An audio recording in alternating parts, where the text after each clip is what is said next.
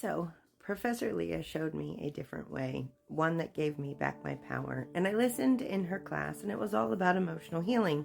And I remember she talked about the fact that emotional pain can sometimes present itself the same way that people believe that there can be demonic demonstrations, so-and-so, stomach pain, bending over, all that.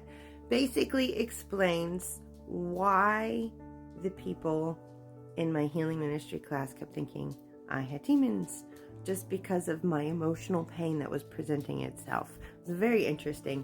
And then she quoted a scripture in Isaiah.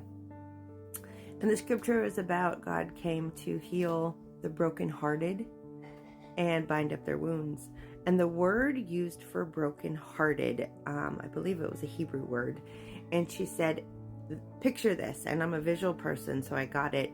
It was a heart that had been ground into powdered dust. I loved that. That is how I felt.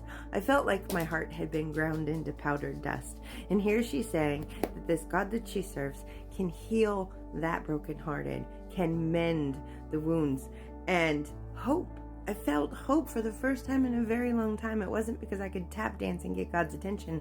It was because his promises said he could take the brokenhearted, a heart that has been so crushed, so hurt, so wounded, so smashed into pieces, and he could heal it. And I wanted to believe that. And so I sat down one night and I wrote Professor Leah a letter, and I explained to her what was going on, how I had asked everyone that had worked with me in ministry for 7 years to pray for me over this issue, and none of them would do it. And I said, I know you're my professor and everything, but I know you talk about working with women who have been hurt and wounded and traumatized, and would you be willing to pray with me for this issue?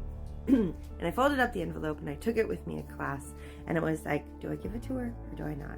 Do I give it to her or do I not? And I wrestled with this. I wanted to so badly. I wanted to, because she knew of this God that I knew when I was 5 and lost track of. And so I waited and waited, and in class she goes, I often work with the ladies who go to my church, which is her church, not the one we were at. And she goes, I often work with the ladies who go there, usually. And then she went on to another topic.